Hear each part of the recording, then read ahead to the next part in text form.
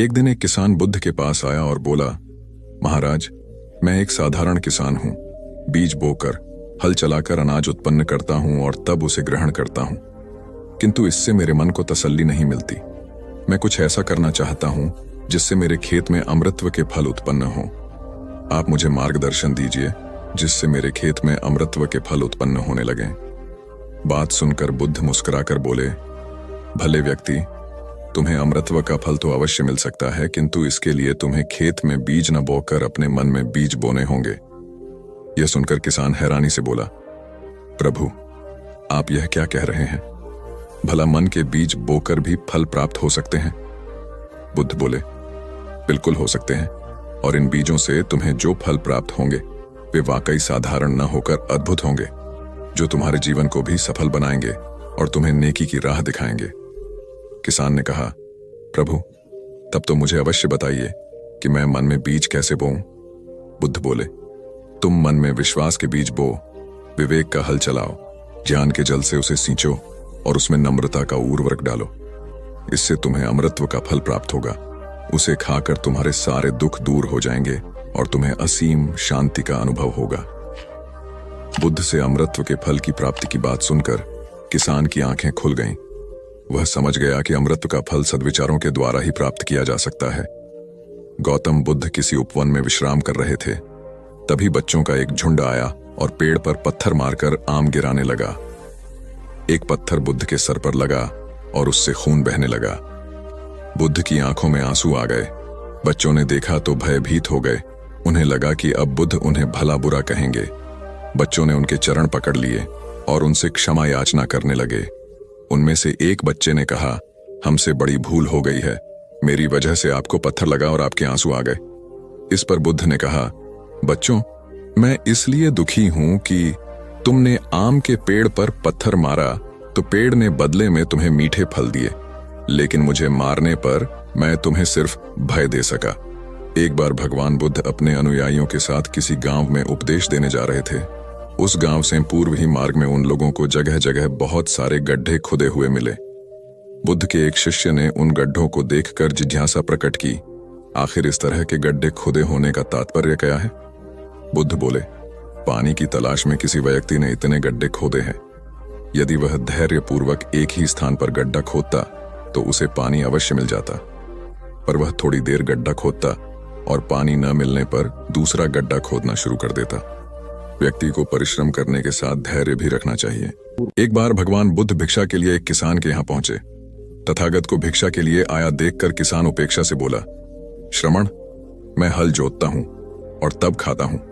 तुम्हें भी हल जोतना और बीज बोना चाहिए और तब खाना खाना चाहिए। बुद्ध ने कहा, महाराज, मैं भी खेती ही करता हूं। इस पर किसान को जिज्ञासा हुई। बोले, गौतम, मैं न तुम्हारा हल देखता हूं, न बैल और न खेती के स्थल। तब आप कैसे कहते हैं कि आप भी खेती ही करते हैं? आप कृपया अपनी खेती के संबंध में समझाइए। बुद्ध ने कहा, महाराज, मेरे पास श्रद्धा का बीज, तपस्या रूपी वर्षा, प्रजा रूपी जोत और हल है, पाप भीरुता का दंड है, विचार रूपी रस्सी है, स्मृति और जागरूकता रूपी हल की फाल और पेनी है। मैं वचन और कर्म में संयत रहता हूं। मैं अपनी इस खेती को बेकार, घास से मुक्त रखता हूं और आनंद की फसल काट लेने तक प्रयत्नशील रहने वाला हूं। अप्रमाद मेरा बैल है जो बाधाएं देखकर भी पीछे मुंह नहीं मोड़ता है। वह मुझे सीधा शांति धाम तक ले जाता है। इस प्रकार मैं अमृत की खेती करता हूं। एक बार बुद्ध से मल्लुक्य पुत्र ने पूछा, भगवान, आपने आज तक यह नहीं बताया कि मृत्यु के उपरांत क्या होता है। उसकी बात सुनकर बुद्ध मुस्कुराए। फिर उन्होंने उससे पूछा, पहले मेरी एक बात का जवाब दो। अगर कोई व्यक्ति कहीं जा रहा हो और अचानक कहीं से आकर उसके शरीर में एक विषबुझा बाण घुस जाए तो उसे क्या करना चाहिए? पहले शरीर में घुसे बाण को हटाना ठीक रहेगा या फिर देखना कि बाण किधर से आया है और किसे लक्ष्य कर मारा गया है? मल्लु के पुत्र ने कहा, पहले तो शरीर में घुसे बाण को तुरंत निकालना चाहिए, अन्यथा विष पूरे शरीर में फैल जाएगा। बुद्ध ने कहा, बिल्कुल ठीक कहा तुमने। अब यह बताओ कि पहले इस जीवन के दुखों के निवारण का उपाय किया जाए या मृत्यु की बाद की बातों के बारे में सोचा जाए? मलुक के पुत्र अब समझ चुका था और उसकी जिज्ञासा शांत हो गई। एक दिन एक व्यक्ति बुद्ध के पास पहुंचा। वह बहुत अधिक तनाव में था। अनेक प्रश्न उसके दिमाग में घूम घूम कर उसे परेशान कर रहे थे, जैसे आत्मा क्या है, आदमी मृत्यु के बाद कहाँ जाता है, सृष्टि का निर्माता कौन है, स्वर्ग नरक की अवधारणा कहाँ तक सच है और ईश्वर है या नहीं। उसे इन प्रश्नों के उत्तर नहीं मिल रहे थे। जब वह बुद्ध के पास पहुंचा तो उसने देखा कि बुद्ध को कई लोग घेर कर बैठे हैं। बुद्ध उन सभी के प्रश्नों व जिज्ञासाओं का समाधान अत्यंत सहज भाव से कर रहे हैं। काफी देर तक यह क्रम चलता रहा, किंतु बुद्ध धैर्यपूर्वक हर एक को संतुष्ट करते रहे। बेचारा व्यक्ति वहां का हाल देखकर परेशान हो गया। उसने सोचा कि इन्हें दुनियादारी के मामलों में पड़ने से क्या लाभ, अपना भगवत भजन करें और बुनियादी समस्याओं से ग्रस्त इन लोगों को भगाए।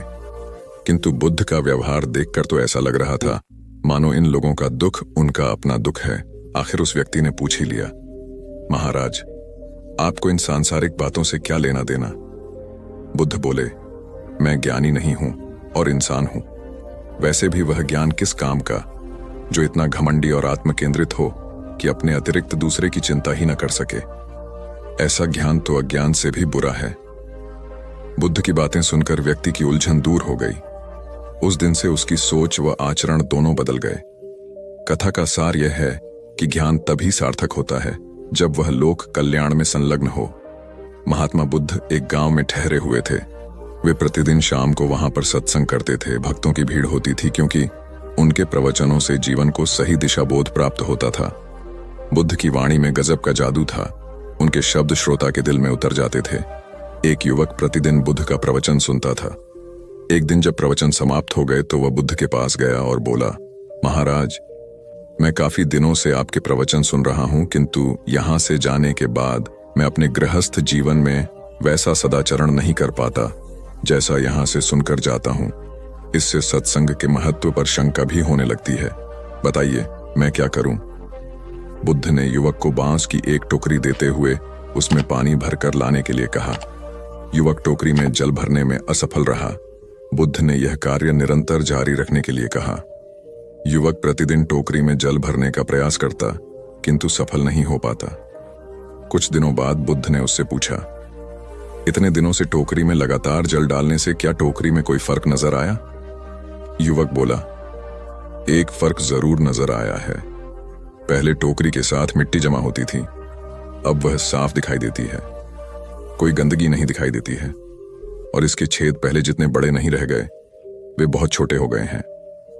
तब बुद्ध ने उसे समझाया, यदि इसी तरह उसे पानी में निरंतर डालते रहोगे तो कुछ ही दिनों में ये छेद फूल कर बंद हो जाएंगे और टोकरी में पानी भर पाओगे। इसी प्रकार जो निरंतर सत्संग करते हैं उनका मन एक दिन अवश्य निर्मल हो जाता है। अवगुणों के छिद्र भरने लगते हैं और गुणों का जल भरने लगता है। युवक ने बुद्ध से अपनी समस्या का समाधान पा लिया। निरंतर सत्संग से दुर्जन भी सज्जन हो जाते हैं, क्योंकि महापुरुषों की पवित्र वाणी उनके मानसिक विकारों को दूर कर उनमें सद्विचारों का आलोक प्रसारित कर देती है। एक आदमी को बुद्ध ने सुझाव दिया कि दूर से पानी लाते हो, क्यों नहीं अपने घर के पास एक कुआं खोद लेते? हमेशा के लिए पानी की समस्या से छुटकारा मिल जाएगा। सलाह मानकर उस आदमी ने कुआं खोदना शुरू किया, लेकिन 7-8 फीट खोदने के बाद उसे पानी तो क्या, गीली मिट्टी का भी चिन्ह नहीं मिला। उसने वह जगह छोड़कर दूसरी जगह खुदाई शुरू की, लेकिन 10 फीट खोदने के बाद भी उसमें पानी नहीं निकला। उसने फिर तीसरी जगह कुआं खोदना शुरू किया, लेकिन यहां भी उसे निराशा ही हाथ लगी। इस क्रम में उसने 8-10 फीट के 10 कुएं खोद डाले, लेकिन पानी कहीं नहीं मिला। वह निराश होकर बुद्ध के पास गया। उसने बुद्ध को बताया कि मैंने 10 कुएं खोद डाले, मगर पानी एक में भी नहीं निकला। बुद्ध को आश्चर्य हुआ। वे स्वयं चलकर उस स्थान पर आए जहां उसने 10 गड्ढे खोदे हुए थे। बुद्ध ने उन गड्ढों की गहराई देखी और सारा माजरा समझ गए। फिर वे बोले, 10 कुएं खोदने की बजाय एक कुएं में ही तुम अपना सारा परिश्रम लगाते तो पानी कब का मिल गया होता। तुम सब गड्ढों को बंद कर दो, केवल एक को गहरा करते जाओ, पानी निकल आएगा। उसने बुद्ध की बात मानकर ऐसा ही किया। परिणाम स्वरूप कुआं पूर्ण होते ही पानी निकल आया। सबने भगवान बुद्ध की जय जयकार की। धन्ना सेठ के पास 7 पुश्तों के पालन पोषण जितना धन था। उसका व्यापार चारों तरफ फैला हुआ था, किंतु फिर भी उसका मन अशांत रहता था। कभी धन की सुरक्षा की चिंता तो कभी व्यापारिक प्रतिस्पर्धा में आगे निकलने का तनाव। चिंता और तनाव के कारण वह अस्वस्थ रहने लगा। उसके मित्र ने उसकी गिरती दशा देखी तो उसे बुद्ध के पास जाने की सलाह दी। सेठ बुद्ध के पास पहुंचा और अपनी समस्या बताई। बुद्ध ने उसे सांत्वना देते हुए कहा, तुम घबराओ मत, तुम्हारा कष्ट अवश्य दूर होगा, बस तुम यहाँ कुछ दिन रहकर ध्यान किया करो। बुद्ध के कहे अनुसार सेठ ने रोज ध्यान करना शुरू कर दिया, किंतु सेठ का मन ध्यान में नहीं लगा। वह जैसे ही ध्यान करने बैठता उसका मन फिर अपनी दुनिया में चला जाता। उसने बुद्ध को यह बात बताई, किंतु बुद्ध ने कोई उपाय नहीं बताया। थोड़ी देर बाद जब सेठ बुद्ध के साथ वन में सायंकालीन भ्रमण कर रहा था तो उसके पैर में एक कांटा चुभ गया। वह दर्द के मारे कराहने लगा। बुद्ध ने कहा, बेहतर होगा कि तुम जी खड़ाकर कांटे को निकाल दो, तब इस दर्द से मुक्ति मिल जाएगी। सेठ ने मन कड़ाकर कांटा निकाल दिया, उसे चैन मिल गया। तब बुद्ध ने उसे समझाया, ऐसे ही लोभ, मोह, क्रोध, घमंड व द्वेष के कांटे तुम्हारे मन में गड़े हैं। जब तक अपने मन की संकल्प शक्ति से उन्हें नहीं निकालोगे, अशांत ही रहोगे। सेठ का अज्ञान बुद्ध के इन शब्दों से दूर हो गया और उसने निर्मल हृदय की राह पकड़ ली। अपनी कुप्रवृत्तियों से मुक्ति के लिए संकल्पबद्धता अनिवार्य है। जब तक व्यक्ति दृढ़ निश्चय न कर ले, वह अपनी गलत आदतों से मुक्त नहीं हो सकता। एक युवक ने बुद्ध से आकर कहा, मेरा गांव अशिक्षित है, मैं अपने परिवार से झगड़कर थोड़ा बहुत पढ़ पाया हूं, आगे और पढ़ना चाहता हूं, किंतु सभी रोक रहे हैं। घर के लोग सोचते हैं कि खेती में खूब पैसा है और उसके लिए किसी शिक्षा की आवश्यकता नहीं है। यही सोच गांव वालों की भी है। कृपया आप मेरे गांव चलकर वहां शिक्षा का प्रसार करवाइए। बुद्ध युवक की बात मानकर गांव आ गए। धर्म भीरू ग्रामीणों ने बुद्ध का सत्कार किया और रोज उनके प्रवचन सुनने आने लगे।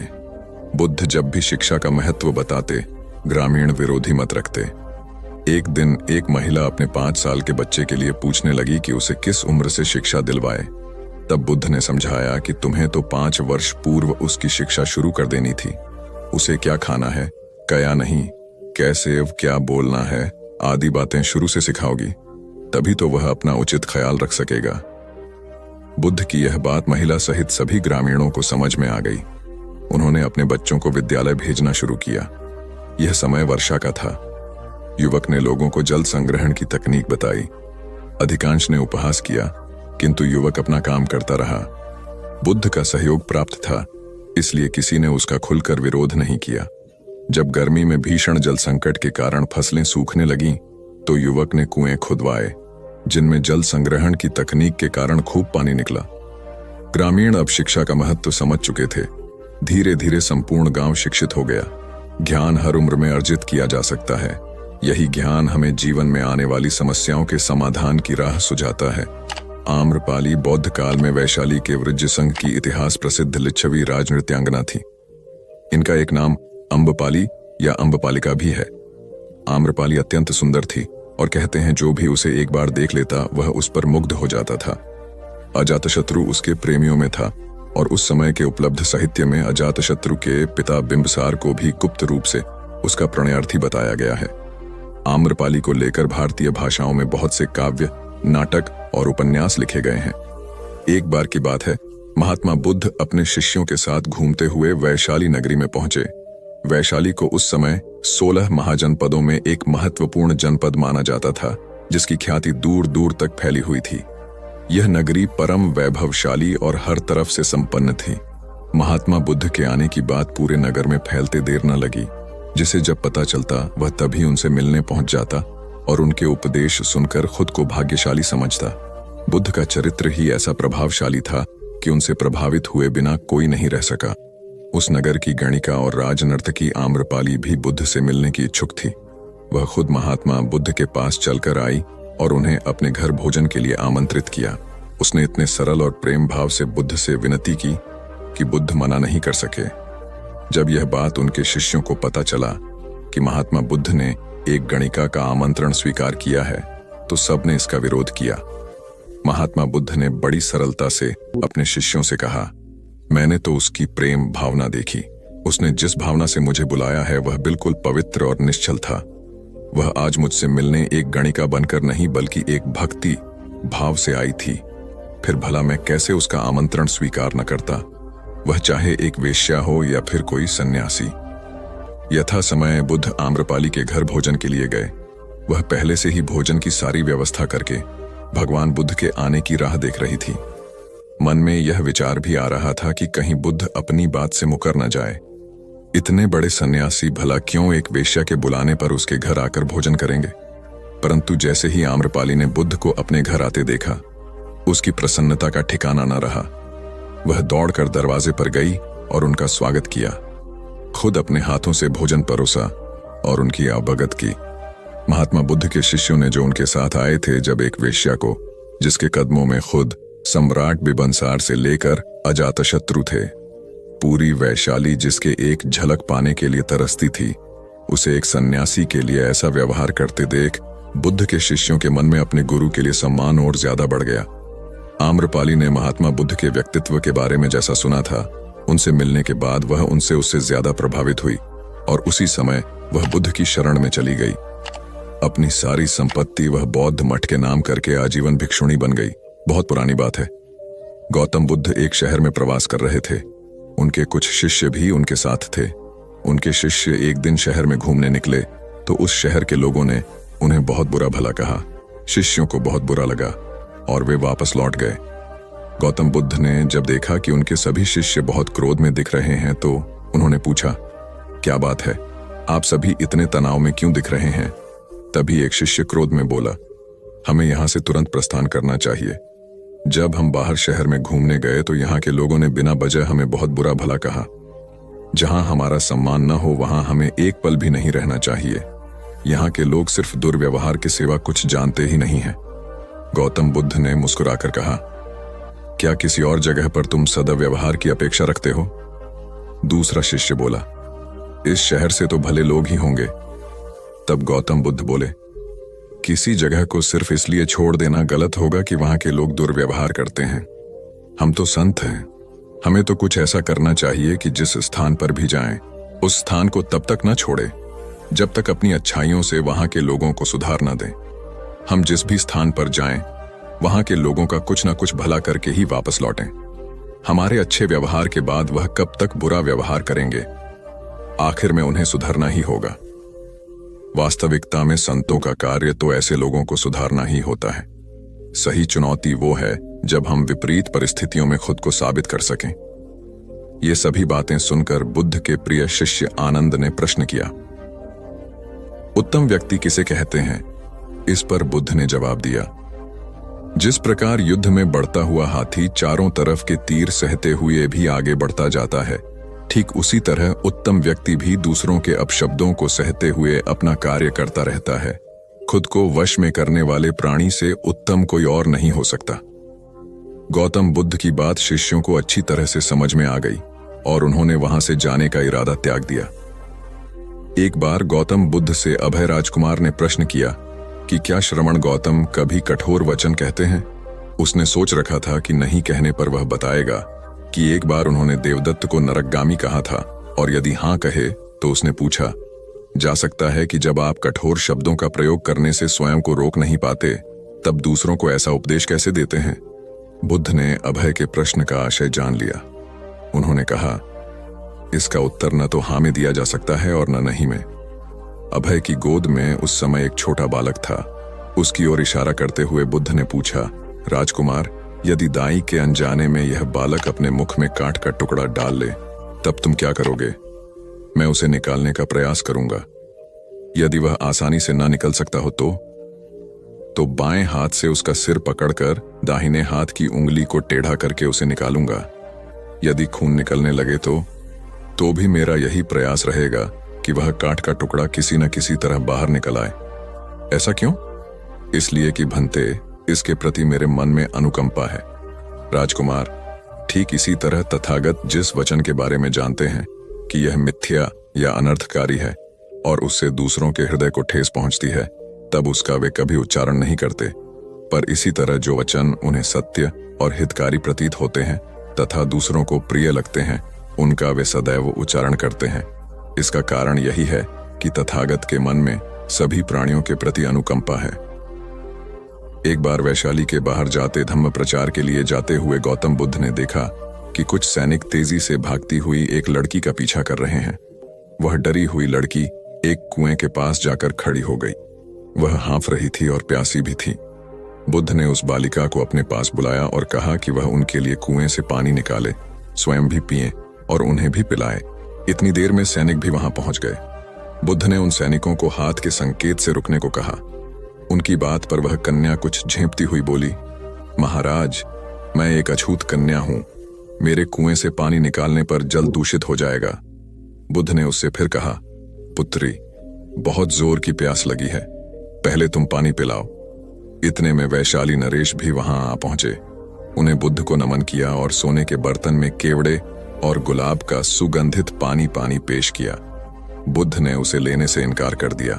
बुद्ध ने एक बार फिर बालिका से अपनी बात कही। इस बार बालिका ने साहस बटोरकर कुएं से पानी निकलकर स्वयं भी पिया और गौतम बुद्ध को भी पिलाया। पानी पीने के बाद बुद्ध ने बालिका से भय का कारण पूछा।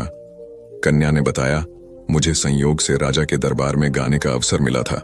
राजा ने मेरा गीत सुन मुझे अपने गले की माला पुरस्कार में दी, लेकिन उन्हें किसी ने बताया कि मैं अछूत कन्या हूं। यह जानते ही उन्होंने अपने सिपाहियों को मुझे कैद खाने में डाल देने का आदेश दिया। मैं किसी तरह उनसे बचकर यहां तक पहुंची थी। इस पर बुद्ध ने कहा, सुनो राजन, यह कन्या अछूत नहीं है, आप अछूत हैं।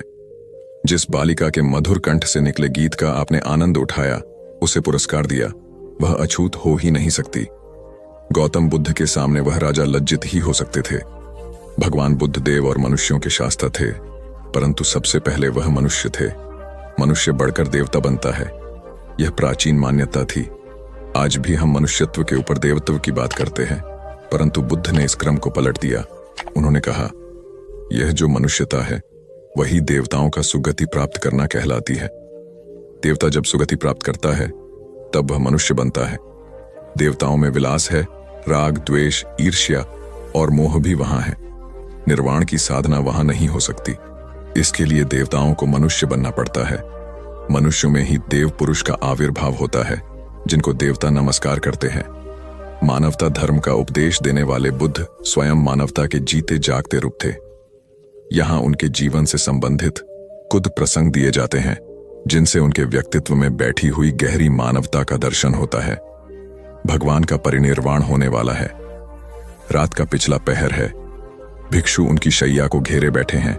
बुद्ध उन्हें उपदेश दे रहे हैं, कह रहे हैं, भिक्षुओं, बुद्ध, धर्म और संघ के विषय में कुछ शंका हो तो पूछ लो। पीछे मलाल मत करना कि भगवान हमारे सामने थे, पर हम उनसे कुछ पूछ ना सके। कोई शिष्य नहीं बोलता। भगवान 3 बार कहते हैं, पर कोई भिक्षु कुछ पूछने को नहीं उठता। भगवान को शंका होती है कि कहीं वे उनके गौरव का विचार करके पूछने में संकोच तो नहीं कर रहे। इसलिए वह कहते हैं, शायद भिक्षुओं, तुम मेरे गौरव के कारण नहीं पूछ रहे। जैसे मित्र मित्र से पूछता है, वैसे तुम मुझसे पूछो। बुद्ध अपने शिष्यों की समान भूमिका पर आ जाते हैं। उनकी यह विनम्रता मनुष्य धर्म की आधार भूमि है। बुद्ध ने अपने को भिक्षुओं का कल्याण मित्र कहा है, जो उनकी मानवीय सहृदयता और विनम्रता को सूचित करता है। एक दूसरा दृश्य भी उसी समय का है। चंद करमार पुत्र के यहाँ बुद्ध ने अंतिम भोजन किया था। उसके बाद ही उन्हें खून गिरने की कड़ी बीमारी हो गई थी, जो उनके शरीरांत का कारण बनी। बुद्ध को उसके हृदय का बड़ा ध्यान था। भक्त उपासक को यह अफसोस हो सकता था कि उसका भोजन करके ही भगवान का शरीर छूट गया। इसलिए आखिरी सांस लेने से पहले उन्होंने आनंद को आदेश दिया, आनंद, चंद करमार पुत्र की इस चिंता को दूर करना और कहना, आयुष्मान, तूने बड़ा लाभ कमाया कि मेरे भोजन को करके तथागत परिनिर्वाण को प्राप्त हुए। जिसके हृदय में अगाध करुणा थी, वह ऐसा क्यों न कहता। जिस रात को बुद्ध का परिनिर्वाण हुआ, आधी रात के समय सुभद्र नाम का एक परिव्राजक आया। उसके मन में कुछ शंकाएं थीं। आनंद ने उसे यह कहकर रोक दिया, उन्हें हैरान मत करो, वह थके हुए हैं। भगवान ने आनंद की बात सुन ली। उन्होंने आनंद से कहा, नहीं आनंद, सुभद्र को मना मत करो, मेरे पास आने दो। वह परम ज्ञान की इच्छा से पूछना चाहता है, हैरान करने की उसकी इच्छा नहीं है। पूछने पर जो मैं उसे कहूंगा वह उसे जल्दी ही समझ लेगा। मध्य रात्रि में, उस अवस्था में सुभद्र की तथागत से उपदेश सुनने का सौभाग्य मिल गया। एक बड़ी दुखियारी स्त्री थी। पति, पुत्र, परिवार सब उसका नष्ट हो गया था। मारे दुख के वह पागल हुई फिरती थी। कपड़े पहनने का भी उसे होश न था। उसका नाम पटाचार था। एक दिन घूमते हुए वह बुद्ध के पास जैतवन आराम में आ गई। उस नंगी स्त्री को देखकर लोगों ने कहा, यह पागल है, इसे इधर मत आने दो। बुद्ध ने कहा, इसे मत रोको। जैसे ही वह पास आई, बुद्ध ने कहा, भगिनी, स्मृति लाभ कर। स्त्री को कुछ होश आया। लोगों ने उस पर कपड़े डाल दिए जिन्हें उसने ओढ़ लिया। स्त्री फूट फूट कर रोने लगी। बुद्ध ने अपने उपदेशामृत से उसके शोक को दूर कर दिया। बुद्ध का एक भिक्षु शिष्य था वक्कली। वह एक बार बीमार पड़ गया। उसने अपने एक साथी भिक्षु के द्वारा भगवान का दर्शन करने की अपनी इच्छा उन तक पहुंचवाई। भगवान उसकी इच्छा पूरी करने उसके पास गए। दूर से भगवान को आता देखकर वक्कली उनका सम्मान करने और उनको आसन देने के लिए चारपाई से उठने की चेष्टा करने लगा। भगवान ने उसे यह कहकर रोक दिया कि अलग आसन तैयार है, उसके हिलने डुलने की आवश्यकता नहीं है, और वह बिछे आसन पर बैठ गए। वक्कली ने उसकी वंदना करते हुए कहा, आपके दर्शन की मेरी बड़ी इच्छा थी, आपने कृपा करके उसे पूरा कर दिया। बुद्ध ने कोमल स्वर में कहा, वक्कली शांत हो जा, तेरी जैसी गंदी काया है वैसी ही मेरी है। वक्कली, इस गंदी काया को देखने से क्या लाभ? जो धर्म को देखता है वह मुझे देखता है, जो मुझे देखता है वह धर्म को देखता है। भगवान बुद्ध गृहस्थों के प्रति बड़ी सहानुभूति रखते थे। एक बार सुप्रवासा नामक स्त्री के बच्चा होने वाला था और वह असहा वेदना से पीड़ित थी। उसने अपने पति के द्वारा बुद्ध के चरणों में प्रणाम अर्पित करवाया। भगवान ने उसे आशीर्वाद देते हुए कहा, कोलिय पुत्री सुप्रवास, सुखी हो जाए, चंगी हो जाए। सुखी और चंगी होकर बिना किसी कष्ट के वह पुत्र प्रसव करे। ब्राह्मणों के साथ भी उनकी पूरी सहानुभूति थी, जैसे कि विश्व के सभी प्राणियों के साथ उनकी पूरी सहानुभूति थी। बावरी नामक ब्राह्मण के एक शिष्य ने जब अपने गुरु की ओर से भगवान के चरणों में प्रणाम निवेदन किया तो भगवान ने आशीर्वाद देते हुए कहा, शिष्यों सहित बावरी ब्राह्मण सुखी हो। माणवक, तुम भी सुखी हो, चिरजीवी हो। बुद्ध के पास छोटा बड़ा जो भी जाता था वह उससे कहते थे, आओ तुम्हारा स्वागत है। भगवान अपनी अंतिम यात्रा में पावा और कुसीनारा के बीच जा रहे थे। रास्ते में उन्हें पुक्कुस मल्लपुत्र नामक व्यापारी मिला। उसने उन्हें एक दुशाला भेंट किया, परंतु भगवान उसे अकेले कैसे आड़ते, वह अपने शिष्य आनंद को सम्मानित करना चाहते थे। उन्होंने कहा, पुक्कुस, दुशाले के एक भाग को मुझे ओढ़ा दे, दूसरे को आनंद को। पुक्कुस ने ऐसा ही किया। भूल करने वालों के प्रति भी बुद्ध की अनुकंपा का पार न था। एक बार एक ब्राह्मण ने भगवान को वेरंजा में वर्षावास करने का निमंत्रण दिया। भगवान वहां गए, लेकिन वह ब्राह्मण बहुधंधी था। उसने उनकी कुछ भी सुध बुद्ध नहीं ली। बुद्ध को बड़ा कष्ट हुआ। उन्हें 3 महीने तक कुटा हुआ जौ रोज खाना पड़ा था, क्योंकि उस समय वेरंजा में अकाल पड़ रहा था और वह भी उनको और उनके शिष्यों को घोड़ों के व्यापारियों से मिलता था। इतना होने पर भी वर्षावास की समाप्ति पर भगवान बुद्ध अन्यत्र जाने से पूर्व वेरंजा जाकर ब्राह्मण को आशीर्वाद देना नहीं भूले। भगवान बुद्ध के जीवन में ऐसी अनंत घटनाएं मिलती हैं, उनमें हमें उनकी मानवता के दर्शन होते हैं। उनके जीवन में कोमलता की पराकाष्ठा थी और उनकी वाणी में अपूर्व माधुर्य था जो सबको अपनी ओर खींचता था। उनके मुंह से क्रोध भरा शब्द कभी नहीं निकलता था। वह मनुष्य थे, परंतु मनुष्य की दुर्बलताओं से ऊपर उठ चुके थे। उनके व्यक्तित्व में मानवता की शुभ ज्योत्सना धर्म की स्थिति बनकर चमकी। महात्मा बुद्ध एक बार एक गांव से गुजरे। वहां के कुछ लोग उनसे शत्रुता रखते थे। उन्होंने उन्हें रास्ते में घेर लिया, बेतहाशा गालियां देकर अपमानित करने लगे। बुद्ध सुनते रहे। जब वे थक गए तो बोले, आपकी बात पूरी हो गई हो तो मैं जाऊं। वे लोग बड़े हैरान हुए। उन्होंने कहा, हमने तो तुम्हें गालियां दी, तुम क्रोध क्यों नहीं करते? बुद्ध बोले, तुमने देर कर दी। अगर 10 साल पहले आए होते तो मैं भी तुम्हें गालियां देता। तुम बेशक मुझे गालियां दो, लेकिन मैं अब गालियां लेने में असमर्थ हूं। सिर्फ देने से नहीं होता, लेने वाला भी तो चाहिए। जब मैं पहले गांव से निकला था तो वहां के लोग भेंट करने मिठाइयां लाए थे, लेकिन मैंने नहीं ली क्योंकि मेरा पेट भरा था। वे उन्हें वापस ले गए। बुद्ध ने थोड़ा रुककर कहा, जो लोग मिठाइयां ले गए उन्होंने मिठाइयों का क्या किया होगा? एक व्यक्ति बोला, अपने बच्चों, परिवार और चाहने वालों में बांटी होंगी। बुद्ध बोले, तुम जो गालियां लाए हो उन्हें मैंने नहीं लिया। क्या तुम इन्हें भी अपने परिवार और चाहने वालों में बांटोगे? बुद्ध के सारे विरोधी शर्मिंदा हुए और वे बुद्ध के शिष्य बन गए। एक बार महात्मा बुद्ध किसी गांव में गए। वहां एक स्त्री ने उनसे पूछा कि आप तो किसी राजकुमार की तरह दिखते हैं, आपने युवावस्था में गेरुआ वस्त्र क्यों धारण किया है? बुद्ध ने उत्तर दिया कि मैंने 3 प्रश्नों के हल ढूंढने के लिए संन्यास लिया है। बुद्ध ने कहा, हमारा शरीर युवा और आकर्षक है, लेकिन यह वृद्ध होगा, फिर बीमार होगा और अंत में यह मृत्यु को प्राप्त हो जाएगा। मुझे वृद्धावस्था, बीमारी और मृत्यु के कारण का ज्ञान प्राप्त करना है। बुद्ध की बात सुनकर स्त्री बहुत प्रभावित हो गई और उसने उन्हें भोजन के लिए आमंत्रित किया। जैसे ही ये बात गांव के लोगों को मालूम हुई तो सभी ने बुद्ध से कहा कि वे उस स्त्री के यहाँ न जाएं, क्योंकि वह स्त्री चरित्रहीन है। बुद्ध ने गांव के सरपंच से पूछा कि क्या यह बात सही है।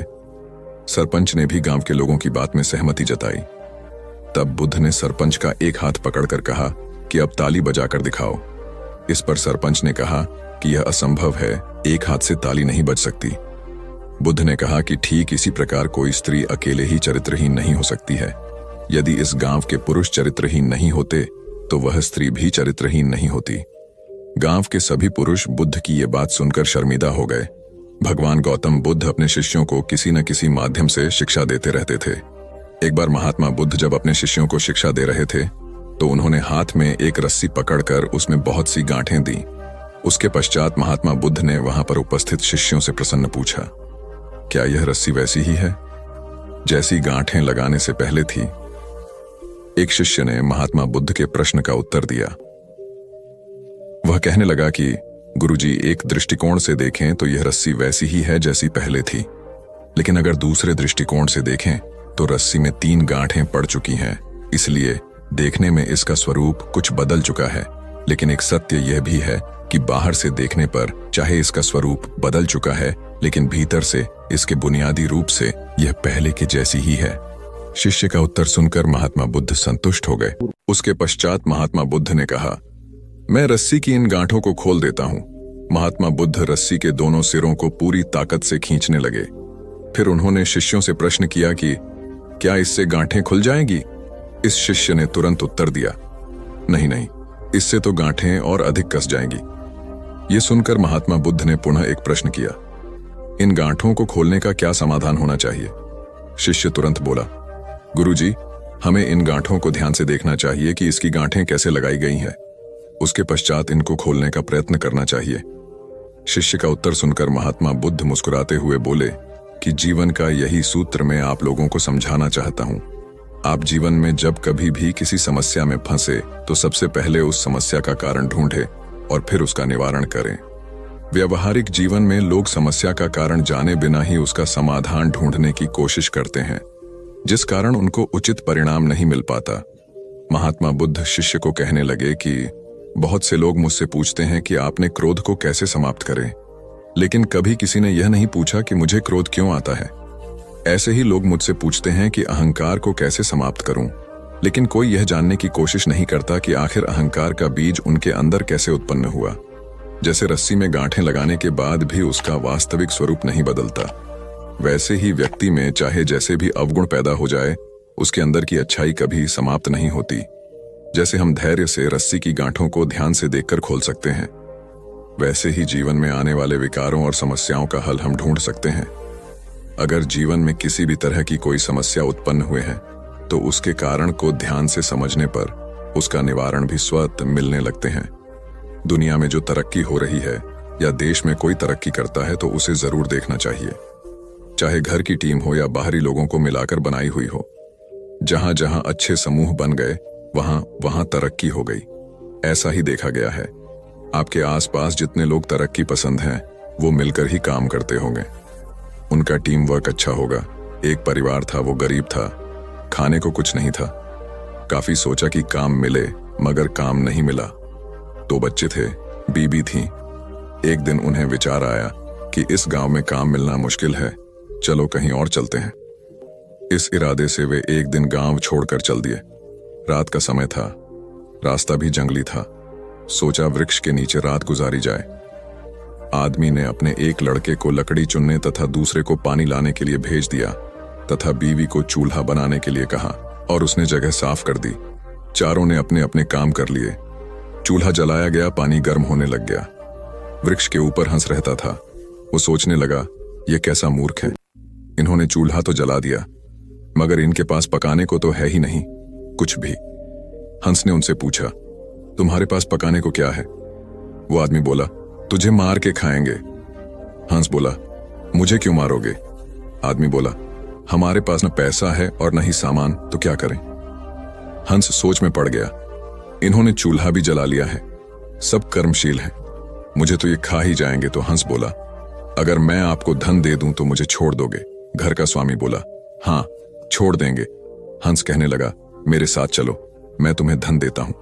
हंस उनको थोड़ी दूर ले गया और चोंच से इशारा किया और कहा कि यहां से निकाल लो। उन्होंने गड्ढा खोदा और वहां से धन निकाल लिया। हंस का धन्यवाद करके वापस अपने गांव आ गए और एक ही दिन में खूब मौज से रहने लग गए। अब उनके घर में किसी चीज की कमी नहीं थी। पड़ोसी ने देखा कि इस परिवार के पास ऐसी कौन सी चीज आ गई जो इनके पास इतना कुछ आ गया। उसने छोटे लड़के को बुलाकर सारी बात पूछ ली कि पैसा कहां से आया है। उनके भी 2 बच्चे थे, उन्होंने भी ऐसी योजना बनाई और चल दिए। उन्होंने उसी वृक्ष के नीचे डेरा लगा लिया। आदमी ने अपने बड़े लड़के को कहा, लकड़ी लाओ, तथा छोटे लड़के को पानी लाने के लिए कहा, परंतु दोनों आनाकानी करने लगे। बीबी ने भी कहा कि मैं थक चुकी हूं। जैसे जैसे पानी लकड़ी इकट्ठी हो गई और पानी गर्म होने लगा, हंस फिर आया और बोला, तुम्हारे पास खाने को तो नहीं है, तो फिर पानी गर्म कर रहे हो? आदमी बोला, तुझे मारकर खाएंगे। हंस मुस्कुरा उठा और बोला, मारने वाले तो 3 दिन पहले आए थे, तुम अपना समय खराब मत करो, घर जाओ, तुम मुझे क्या मरोगे? तुम तो आपस में ही लड़ रहे हो। जिन्होंने दूसरों को जितना होता है वे खुद नहीं लड़ते। संसार का नियम भी ऐसा ही है। जिन लोगों ने तरक्की करनी है वे मिलकर चलते हैं, और आज भी संसार में उनका ही बोल बाला है। जो आपसी तालमेल में रहते हैं वे ही समाज रूपी हंस को जीत सकते हैं। एक बार अकबर ने बीरबल से कहा, मुझे परमात्मा दिखा दो। राजा का हुक्म था। बीरबल बहुत परेशान था कि परमात्मा को कैसे राजा को दिखाए। इसी विचार को लेकर बीरबल छुट्टी पर चला गया और उदास रहने लगा। एक दिन परिवार में चर्चा हुई। उदासी का कारण पूछा गया तो बीरबल ने बता दिया कि राजा ईश्वर के दर्शन करना चाहते हैं। बीरबल का बेटा बोला, कल सुबह मुझे आप साथ ले जाएं, मैं अपने आप राजा को दर्शन करा दूंगा। दूसरे दिन सुबह बीरबल और लड़का दरबार में पहुंचे और राजा को कहा, मेरा लड़का आपके प्रश्न के उत्तर का समाधान करेगा। राजा ने सोचा, यह लड़का क्या समाधान करेगा? लड़का बोला, इस वक्त मैं आपका गुरु हूं, मुझे उचित स्थान दिया जाए। राजा ने सोचा, बात तो ठीक कह रहा है, मैंने तो प्रश्न किया है, समाधान करने वाला गुरु समान होता है। राजा ने लड़के के लिए अपने साथ थोड़ा ऊंचा स्थान दिया। लड़का बोला, महाराज एक दूध का कटोरा मंगाओ। राजा ने दूध का कटोरा मंगाया। लड़का बोला, महाराज इस दूध में घी है? राजा बोला, हाँ है। लड़का बोला, पहले मुझे आप उसका दर्शन कराओ। राजा बोला, तू मूर्ख है, घी के दर्शन ऐसे थोड़े होते हैं। पहले दूध को गर्म करना पड़ता है, फिर उसकी दही जमाना पड़ता है, फिर उसको मघानी में रिड़का जाता है, फिर मक्खन निकलता है, फिर उसे गर्म गर्म कढ़ाई में डाला जाता है, फिर उसकी मैल निकाली जाती है, तब जाकर घी के दर्शन होते हैं। ऐसे ही थोड़े दर्शन होते हैं। लड़का बोला, यही उत्तर है आपके प्रश्न का। पहले इंसान को तपना पड़ता है, फिर उसको जमना पड़ता है, फिर उसको साधना करनी पड़ती है, फिर उसको ज्ञान की अग्नि में तपना होता है, फिर उस ईश्वर के दर्शन होते हैं। अकबर समझ गया और बोला, तू वाकई ही मेरा गुरु है। ईश्वर को जानने के लिए बहुत कुछ करना पड़ता है। वैसे हर आत्मा में ईश्वर का अंश है और उसी को ईश्वर का रूप समझना चाहिए, तभी सुख की प्राप्ति होती है। यह भी संसार का एक नियम है। एक बालक अभी पूरे 2 साल का भी नहीं हुआ था कि उसके पिता की मृत्यु हो गई। ऐसी कठिन परिस्थिति में उसकी मां उसे लेकर अपने मायके में रहने लगी। सभी उसे नन्हा कहकर पुकारते थे। छोटे से कद का बालक शारीरिक रूप से दुर्बल था, किंतु मानसिक रूप से अत्यंत मेधावी। उसे जो कुछ भी कहा या सिखाया जाता वह बड़े मनोयोग से उसे ग्रहण करता था। धीरे धीरे दिन बीतते गए और बालक 6 वर्ष का हो गया। एक बार वह अपने कुछ मित्रों के साथ मिलकर किसी बाग में फूल तोड़ने पहुंचा। वह बालक और उसके सभी फल तोड़ने लगे। तभी माली आ गया। उस बालक के सभी मित्र भाग गए, लेकिन वह माली की पकड़ में आ गया। माली ने उसे डंडे से पीटना शुरू किया। नन्हा मार खाता रहा और फिर धीमी आवाज में माली से बोला, मेरे पिता इस दुनिया में नहीं है, इसलिए तुम मुझे इस तरह मार रहे हो। बालक की बात सुनकर माली का हाथ रुक गया। माली शांत होकर बोला, बेटा, तुम्हारे पिता के न होने से तुम्हारी जिम्मेवारी और अधिक बढ़ जाती है कि तुम कोई गलत काम नहीं करो। यह सुनकर नन्हा बालक फूट फूट कर रो पड़ा और फिर कभी गलत काम न करने का संकल्प लिया। यही नन्हा बालक बड़ा होकर लाल बहादुर शास्त्री के नाम से वख्यात हुआ और प्रधानमंत्री के रूप में अपने गुण व व्यवहार से सर्वत्र प्रशंसा पाई। कथा का सार यह है कि माँ बाप के अमूल्य मार्गदर्शन के अभाव की स्थिति में और अधिक जिम्मेदार बनकर आत्मविकास करना चाहिए। 19वीं शताब्दी का एक प्रसंग है। मेदिनीपुर जिले के वीर सिंह नामक गांव में एक माँ अपने पुत्र के साथ रहती थी। माँ का रहन सहन अत्यंत सादा था और विचार अति उच्च। अपने पुत्र को वह सदा सुसंस्कारों की शिक्षा देती थी। पुत्र भी माँ का आज्ञाकारी था। माँ बहुत संघर्ष कर पुत्र का पालन पोषण कर रही थी। पुत्र अपनी माँ के कष्टों को देखता समझता था और इसी वजह से उसके मन में यह भावना थी कि बड़ा होकर अपनी माँ को सभी प्रकार के सुख दूं। एक दिन पुत्र ने माँ से कहा, मेरी बहुत इच्छा है कि तुम्हारे लिए कुछ गहने बनवाऊं, तुम्हारे पास एक भी गहना नहीं है। ये सुनकर माँ बोली, बेटा, मुझे बहुत दिनों से 3 प्रकार के गहनों की इच्छा है। पुत्र ने पूछा, वे कौन से गहने हैं? माँ ने उत्तर दिया, बेटा, इस गांव में स्कूल नहीं है, तुम एक अच्छा स्कूल बनवाना, एक दवाखाना खुलवाना, गरीब और अनाथ बच्चों के रहने और भोजन की व्यवस्था करवाना, यही मेरे लिए गहनों के समान होगा। माँ की बात सुनकर पुत्र रो पड़ा। वह पुत्र था पंडित ईश्वर चंद्र विद्यासागर और माँ थी भगवती देवी। वीर सिंह गांव में इस पुत्र द्वारा स्थापित किया हुआ भगवती विद्यालय आज भी उन अमूल्य गहनों की कथा सुना रहा है। कथा का सार यह है कि स्वयं की सज्जा से अधिक समाज को संवारने की कामना ही मनुष्य को मनुष्यत्व प्रदान करती है और ऐसी मनुष्यता से भरा समाज एक सुसंस्कृत राष्ट्र की परिकल्पना को साकार करता है। एक महात्मा बड़े ज्ञानी थे। वे प्रायः अपने शिष्यों को रामायण, महाभारत और गीता ग्रंथों की अच्छी बातें बताकर उन्हें आचरण में उतारने का आग्रह करते थे। प्रतिदिन संध्या को वे प्रवचन करते और श्रोताओं को इन धर्म ग्रंथों की कथाएं व दृष्टांत सुनाकर उनमें सदाचार जागृत करने का प्रयास करते थे। स्वयं महात्मा जी का आचरण भी तदनुकूल ही था। वे कंदमूल खाते, कभी किसी वस्तु की इच्छा न करते थे। धन संग्रह में उनकी कदापि रुचि नहीं थी। यदि कोई शिष्य अथवा श्रोता श्रद्धापूर्वक उन्हें कुछ भेंट करता तो वे तत्क्षण उसे किसी जरूरतमंद को दान कर देता। प्रवचन के पश्चात लोगों के प्रश्नों व जिज्ञासुओं का भी महात्मा जी समाधान करते। वे प्रायः रामायण आदि ग्रंथों से शिक्षा ग्रहण करने की बात कहते थे। एक दिन किसी व्यक्ति ने उनसे प्रश्न किया, महात्मा जी, रामायण को सही माना जाए या गलत?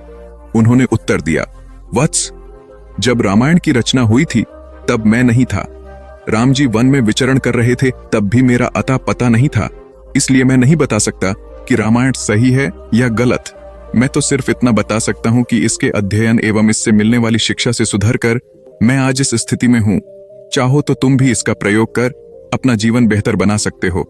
सार यह है कि धर्म ग्रंथ व नीति ग्रंथ तर्क का विषय नहीं होते। उनमें सतोमुखी जीवन के तत्व होते हैं।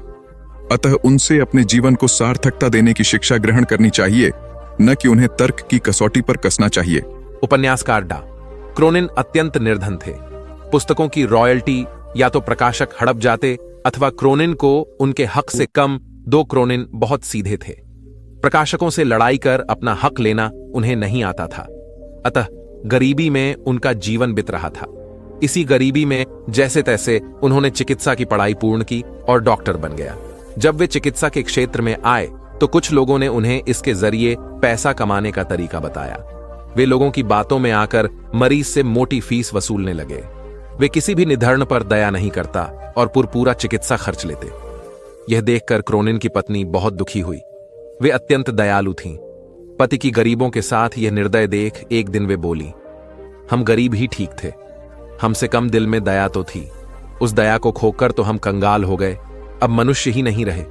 पत्नी की मर्मस्पर्शी बात सुनकर डा क्रोनिन को आत्मबोध हुआ और उन्होंने अपनी पत्नी से कहा, तुम सच कह रही हो। व्यक्ति धन से नहीं मन से धनी होता है। तुमने सही समय पर सही राह दिखाई, अन्यथा हम अमानवीयता की गहरी खाई में गिर जाते तो कभी उठ ही नहीं पाते। कथा का निहितार्थ यह है कि जब मनुष्य अपनी मानवीयता की मूल पहचान से डिगने लगता है तो सामाजिक नैतिकता तो खंडित होती ही है, वह स्वयं भी भीतर खोखला हो जाता है, क्योंकि ऐसा उनकी पवित्र संस्कारशीलता बलि छड़ चुकने के बाद ही होता है। बौद्ध धर्म का व्यापक प्रचार प्रसार हो चुका था। अनेक बौद्ध मठ स्थापित हो चुके थे। सभी मठों में योग्य आचार्य व कुलपित की नियुक्ति की जानी थी, ताकि वे बौद्ध धर्म के समुचित प्रसार में अपनी महती भूमिका निभा सकें। आचार्य व कुलपति की नियुक्ति में उनके ज्ञान और विवेक के अतिरिक्त उनकी परहित रुचि को भी विशेष रूप से परखा जाता था, क्योंकि मठ सामूहिक हितों को प्रमुखता देते थे। एक बड़े बौद्ध मठ के लिए योग्य कुलपति की नियुक्ति उन दिनों चर्चा का विषय थी। उस बौद्ध मठ के आचार्य ज्ञान और विवेक के धनी मोदगल्यायन थे। कुलपति पद के लिए 3 उम्मीदवार थे और तीनों ही योग्य थे, किंतु चुनाव तो एक का ही करना था। अतः तीनों की परीक्षा लेने के लिए तीनों को जंगल में भेजा गया। आचार्य मोदगल्यायन उनकी परीक्षा लेने के लिए पहले ही जंगल में पहुंच गए। उन्होंने मार्ग में कांटे बिछा दिए। संध्या होने तक तीनों उम्मीदवार भी वहां आ पहुंचे। मार्ग में कांटे देखकर तीनों रुके। एक ने कुछ सोचकर अपना रास्ता बदल लिया, दूसरे ने कांटों पर से कूदकर रास्ता पार किया, तीसरा मार्ग से कांटे हटाने लगा ताकि मार्ग दूसरों के लिए निष्कंटक बन जाए। आचार्य मोदगल्यायन ने छुपकर यह देखा। यह सब देखकर आचार्य मोदगल्यायन ने इस तीसरे उम्मीदवार को यह कहते हुए कुलपित घोषित किया कि मठ में सत्प्रवृत्तियों को परंपरा वही डाल सकेगा जो सभी का ध्यान रख सके और अपने आचरण से प्रेरणा देने की क्षमता रखता हो। कथा का सार यह है कि निजी हितों पर सामूहिक हितों को वरीयता देने वाला ही सच्चा नेतृत्वकर्ता होता है। एक गुरु और शिष्य तीर्थाटन हेतु जा रहे थे। चलते चलते शाम घिर आई तो दोनों एक पेड़ के नीचे रात्रि विश्राम के लिए रुक गए। गुरुजी रात्रि में मात्र 3-4 घंटे ही सोते थे, इसलिए उनकी नींद जल्दी पूर्ण हो गई। वे शिष्य को जगाए बिना दैनिक कार्यों से निवृत्त हो पूजा पाठ में लग गए। इसी बीच उन्होंने एक विषधर सर्प को अपने शिष्य की ओर जाते देखा। चूंकि गुरुजी पशु पक्षियों की भाषा समझते थे, इसलिए उन्होंने सर्प से प्रश्न किया, सोए हुए मेरे शिष्य को डसने का प्रयोजन है? सर्प ने उत्तर दिया, महात्मन, आपके शिष्य ने पूर्व जन्म में मेरी हत्या की थी। मुझे उससे बदला लेना है। अकाल मृत्यु होने पर मुझे सर्प योनि मिली है। मैं आपके शिष्य को डसकर उसे भी अकाल मृत्यु दूंगा। क्षण भर विचार के उपरांत गुरुजी बोले, मेरा शिष्य अत्यंत सदाचारी व होनहार होने के साथ ही अच्छा साधक भी है। फिर तुम उसे मरकर विश्व को उसके ज्ञान और प्रतिभा से क्यों वंचित कर रहे हो? स्वयं भी इस कार्य से मुक्ति नहीं मिलेगी। किंतु सर्प का निश्चय नहीं बदला। तब गुरुजी ने एक प्रस्ताव को रखते हुए कहा, मेरे शिष्य की साधना अभी अधूरी है। उसे अभी इस क्षेत्र में बहुत कुछ करना है, जबकि मेरे लक्ष्य पूर्ण हो चुके हैं। मेरे नाश में किसी की हानि नहीं है, अतः उसके स्थान पर मुझे 10 लो। गुरु का यह स्नेह देखकर सर्प का हृदय परिवर्तन हो गया और वह उन्हें प्रणाम कर वहां से चला गया। वस्तुतः गुरु की गुरुता न केवल शिष्य को ज्ञान देने में, बल्कि उसे पूर्ण परिपक्व होने तक उसकी रक्षा करने में निहित है। स्वामी विवेकानंद के प्रवचन ज्ञान युक्त और तर्क आधारित होते थे। ज्ञान, भक्ति और कर्म विषयक जटिल से जटिल प्रश्नों का समाधान स्वामी जी अपनी सहज मेघा से कर देते थे। जिज्ञासुओं का जमावड़ा उनके आसपास हमेशा लगा रहता था। प्रवचन के दौरान या प्रवचन समाप्ति के उपरांत भी कई बार ऐसा होता था कि जिज्ञासुओं की ओर से प्रश्न आते रहते और स्वामी जी उन प्रश्नों का संतुष्टिजनक उत्तर देते। एक बार स्वामी जी अपने प्रवचन में भगवान के नाम की महत्ता बता रहे थे। यह सुनकर एक व्यक्ति ने तर्क दिया, शब्दों में क्या रखा है स्वामी जी? उन्हें रटने से क्या लाभ होगा? तब स्वामी जी उसे प्रमाण सहित समझाने के उद्देश्य से नीच, जाहिल, मूर्ख आदि अपशब्दों से संबोधित किया। यह सुनकर वह अत्यंत क्रोधित हो गया और कहने लगा, आप जैसे सन्यासी के मुंह से ऐसे शब्द शोभा नहीं देते। आपके इन कुवचनों से मुंह बहुत आघात पहुंचा है। तब स्वामी जी बोले, भाई, वे तो शब्द मात्र थे। आपने ही कहा कि शब्दों में क्या रखा है। मैंने भी तो आपको मात्र शब्द ही कहे, कोई पत्थर तो नहीं मारे। स्वामी जी की बात सुनकर उस व्यक्ति को अपने प्रश्न का जवाब मिल गया कि अब शब्द क्रोध का सकते हैं तो प्रिय वचन भी आशीर्वाद और कृपा दिला सकते हैं। वस्तुतः शब्द की महिमा अपरंपार है। अप्रिय वाणी मर्म भेदी होती है और मधुर वाणी मरहम का काम करती है। इसलिए प्रथम स्थिति में अपयश और दूसरी स्थिति में सम्मान व शुभाशीष मिलती है। एक जंगल में 3 दोस्त बड़े आनंद से रहते थे, कछुआ, हिरण और कौआ। जंगल में सभी प्रकार के प्राणी और पक्षी भी रहते थे, लेकिन उनके जैसा कोई न था। एक दिन हिरणी बोली, अरे वही बैठे बैठे मैं बोर हो गई हूं, चलिए कोई ऐसा खेल खेलते हैं जिसमें सभी को मजा आ जाए। कछुआ और कौआ बोला, हाँ दोस्तों, वही बैठे बैठे का खेल खेलकर बोर हो चुके हैं, अब कुछ नया खेल खेलेंगे। कौवे को हिरण बोली, ठीक है, तो तुम एक बड़े से पेड़ पर बैठकर आंखें बंद करके 10 तक गिनती करो और हम दोनों छुपेंगे। उसके बाद तुम हमें ढूंढना। ढूंढने पर जो भी पहला मित्र दिखेगा वो तुम्हारी जगह पर 10 तक गिनती करेगा और तुम छुप जाना। कौवा गिनती करने लगा, हिरण और कछुआ छुपने लगे। इसी तरह खेल चलता रहा। जब खेल खेल कर तीनों मित्र थक गए तब एक जगह बैठकर बातें करने लगे। उतने में एक शिकारी वहां से गुजर रहा था। तभी उसकी नजर हिरण, कौवा और कछुए पर पड़ी। शिकारी ने जैसे ही तीनों मित्रों को देखा उन्हें पकड़ने के लिए दौड़ा। खतरे का आभास होते ही हिरण और कौवा रफू चक्कर हो गए, यानी कि वहां से भाग गए। कछुए को आभास हुआ, परंतु कछुए की चाल धीरे होने के कारण शिकारी के हाथ लग गया और शिकारी उसे अपने कपड़े में बांध कर ले जाने लगा। शिकारी मन ही मन खुश हो गया। हिरण नहीं तो कछुआ ही सही, रात का तो प्रबंध हो गया, यह कहकर वहां से जाने लगा। उधर हिरण और कौवा अपने मित्र को ऐसे शिकारी के कैद में देखकर दुखी होने लगे। तभी शिकारी भोजन में कछुए को खाने वाला है। यह सुनकर हिरण और कौवे ने एक योजना बनाई। कौवे ने हिरण को कहा कि जैसे ही शिकारी यहां से जब जाने लगेगा तब तुम उसके सामने जाना। जब शिकारी तुम्हें देखेगा तो अपनी पोटली जमीन पर रखकर तुम्हें पकड़ने के लिए जैसे ही दौड़ेगा, मैं जमीन पर रखी हुई पोटली पकड़कर उड़ जाऊंगा और तुम वहां से भाग जाना। जैसे ही शिकारी वहां से जाने लगा, हिरनी उसके सामने आ गई। शिकारी ने हिरनी को पकड़ने के लिए पोटली जैसे ही जमीन पर रखी, कौवा अपनी चोंच में पोटली पकड़कर उड़ गया। शिकारी हिरण को पकड़ने के लिए दौड़ा और पीछे मुड़कर देखा, कौवा पोटली चोंच में पकड़कर उड़ रहा था और इधर हिरण पलक झपटे ही भाग गई। शिकारी निराश होकर घर लौट गया। कौवे ने पोटली को महफूज जगह पर रखा और कछुए को शिकारी के चंगुल से आजाद कराया और तीनों मित्र आनंद से रहने लगे। इससे हमें यह सीख मिलती है कि असली दोस्ताना वही जो समय पर काम आए। एक किसान था जिसके 2 बेटे थे। वह बहुत ही आलसी और निकम्मे थे। वह अपने पिता को कामकाज में हाथ बटाने के बजाय आलस किया करते थे, इधर उधर घूमते फिरते थे। किसान को अपने बेटों की बहुत फिक्र थी।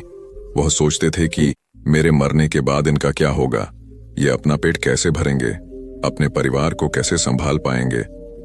एक दिन किसान की हालत बहुत ही गंभीर थी, कहने का मतलब किसान मरने की हालत में था। तभी किसान ने अपने दोनों बेटों को बुलाकर उनसे कहा कि हमारे खेत में एक खजाना गड़ा हुआ है, लेकिन वह किस जगह है उसकी जानकारी मुझे भी नहीं है, लेकिन खोदने के बाद तुम्हें वो खजाना मिल जाएगा। इतना कहकर किसान भगवान को प्यारे हो गए। खजाने की खबर सुनकर दोनों बेटों के मन में लालच आ गया और वो दोनों खेत पर चले गए और खेत को खोदने लगे। खजाने के लालच में कुछ ही दिनों में पूरे खेत को खोदने के बाद वह घर जाकर बैठ गए और वह अपने पिता को कोसने लगे। इसी तरह कुछ महीने बीत गए और वर्षा ऋतु का आगमन हुआ। किसान के बेटों के पास पेट भरने के लिए सिर्फ एक ही जरिया था, वो थी खेती। तब बाकी किसानों की तरह किसान के बेटों ने खेत में बीज बोने शुरू कर दिए। वर्षा का पानी पाकर वह बीज अंकुरित हुए और देखते ही देखते खेत लहराने लगे। ऐसा लग रहा था कि हवा के झोंके से लहरा रहे थे। यह देखकर किसान के बेटे बहुत खुश हो गए। उनको समझ आ गया कि परिश्रम ही सच्चा धन होता है और वो उसी तरह से अपने पिता के शब्दों का मोल भी समझ गए और अपने कामकाज में लग गए। यही कहानी आज हम सबकी भी है। मित्रों, इसी पेड़ की तरह हमारे माता पिता भी होते हैं। जब हम छोटे होते हैं तो उनके साथ खेलकर बड़े होते हैं और बड़े होकर उन्हें छोड़कर चले जाते हैं और तभी वापस आते हैं जब हमें कोई जरूरत होती है। धीरे धीरे ऐसे ही जीवन बीत जाता है। हमें पेड़ रूपी माता पिता की सेवा करनी चाहिए, ना कि सिर्फ उनसे फायदा लेना चाहिए। इस कहानी में हमें दिखाई देता है कि उस पेड़ के लिए वह बच्चा बहुत महत्वपूर्ण था और वह बच्चा बार बार जरूरत के अनुसार उस सेब के पेड़ का उपयोग करता था, ये सब जानते हुए भी कि वह उसका केवल उपयोग ही कर रहा है। इसी तरह आजकल हम भी हमारे माता पिता का जरूरत के अनुसार उपयोग करते हैं और बड़े होने पर उन्हें भूल जाते हैं। हमें हमेशा हमारे माता पिता की सेवा करनी चाहिए, उनका सम्मान करना चाहिए और हमेशा, भले ही हम कितने भी व्यस्त क्यों ना हो, उनके लिए थोड़ा समय तो भी निकलते रहना चाहिए। एक समय की बात है, एक बार गौतम बुद्ध अपने शिष्यों के साथ बैठे हुए थे। तभी वहां एक व्यक्ति आया जो बहुत क्रोध में था और गौतम बुद्ध के पास आकर बहुत भला बुरा कहने लगा। गौतम बुद्ध के शिष्यों को बहुत गुस्सा आया, पर गौतम बुद्ध एकदम शांत थे। वह व्यक्ति वहां से चला गया। फिर अगले दिन वह दोबारा आ गया और आज तो वह और भी ज्यादा गुस्से में था और गौतम बुद्ध को और भी बुरा कहने लगा। परंतु आज भी गौतम बुद्ध एकदम शांत थे और मुस्कुरा रहे थे। पर गौतम बुद्ध के शिष्यों को बहुत गुस्सा आया। वह व्यक्ति कुछ देर चिल्लाता रहा, फिर चला गया। अगले दिन वह व्यक्ति फिर आया और आज तो हद ही कर दी उसने। आकर गौतम बुद्ध को गाली देने लगा। गौतम बुद्ध के शिष्यों को बहुत गुस्सा आया, परंतु आज भी गौतम बुद्ध एकदम शांत थे। इतना कुछ चलता रहा और बुद्ध मुस्कुरा रहे थे। यह क्रम कुछ दिन चलता रहा, फिर उस व्यक्ति ने आना छोड़ दिया। तब उनके एक शिष्य ने पूछा, गुरुजी, आप चाहते तो पहले दिन ही उस व्यक्ति को भगा सकते थे, पर आपने ऐसा क्यों नहीं किया? तब गौतम बुद्ध ने बड़ी नम्रता से कहा, अगर कोई व्यक्ति हमें कोई उपहार दे और हम उसे लेने से मना कर दे तो वह व्यक्ति क्या करेगा? शिष्य ने कहा, वह व्यक्ति अपना उपहार लेकर लौट जाएगा। तब गौतम बुद्ध ने कहा, मैंने भी ऐसा ही किया। उस व्यक्ति ने मुझे उपशब्द रूपी उपहार दिया, मैंने उसे लेने से मना कर दिया, मतलब उस पर कोई भी प्रतिक्रिया नहीं दी, तो व्यक्ति अपने वह अपशब्द वापस लेकर लौट गया। एक व्यक्ति की 3 साल की बेटी थी। एक दिन उस व्यक्ति ने देखा कि उसकी बेटी उसके एक बहुत सुंदर और महंगे गोल्ड पैकिंग पेपर से एक बॉक्स को लपेट रही थी। ये देखकर उस व्यक्ति को बहुत गुस्सा आया है। उसने अपनी बेटी को बहुत डांटा, तुमने मेरे इतनी कीमती पेपर को बेकार कर दिया, वो भी बिना किसी मतलब के।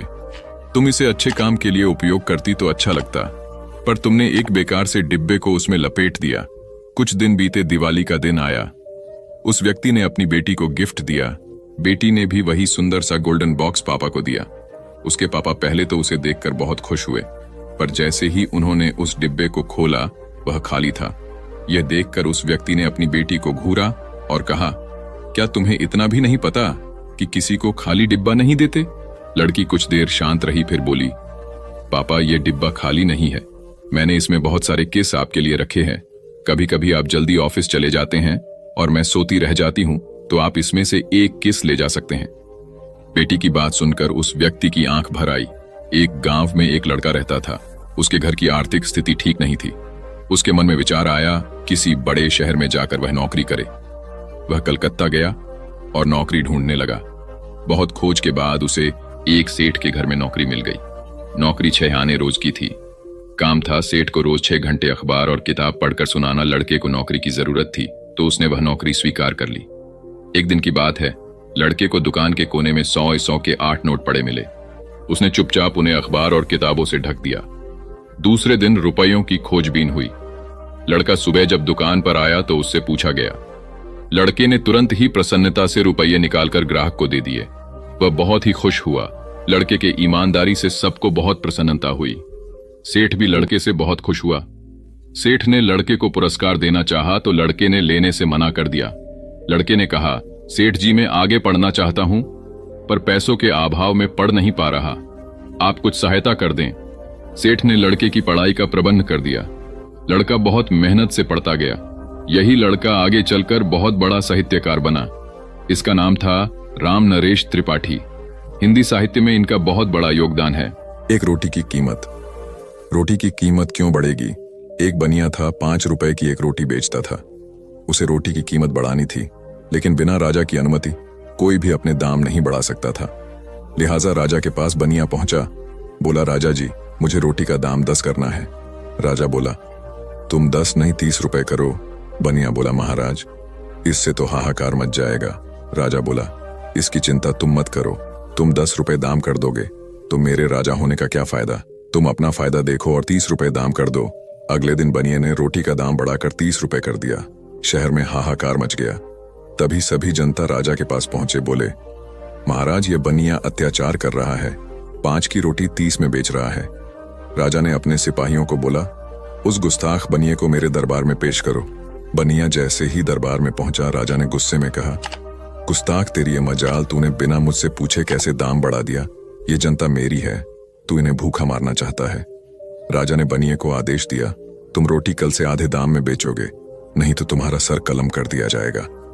राजा का आदेश सुनते ही पूरी जनता ने जोर से बोला, महाराज की जय हो, महाराज की जय हो, महाराज की जय हो। नतीजा सुनिए, अगले दिन से 5 की रोटी 15 में बिकने लगी। अब जनता भी खुश, बनिया भी खुश और राजा भी खुश। एक बार की बात है, यूनानी राजा मिडास था। वह बहुत अमीर था और उसके पास बहुत सारा सोना था। उसकी एक बेटी थी जिसे वह बहुत प्यार करता था। एक दिन मिडास को एक फरिश्ता मिला जिसे मदद की जरूरत थी। उसने उसकी मदद की और बदले में वह एक इच्छा देने को तैयार हो गई। मिडास की इच्छा थी कि वह जिस चीज को छुए वह सोना बन जाए। उनकी इच्छा दी गई थी। अपने घर के रास्ते में उसने चट्टानों और पौधों को छुआ और वे सोने में बदल गए। जैसे ही वह घर पहुंचा, उत्साह में उसने अपनी बेटी को गले से लगा लिया जो सोने में बदल गई थी। मिडास तबाह हो गया था और उसने अपना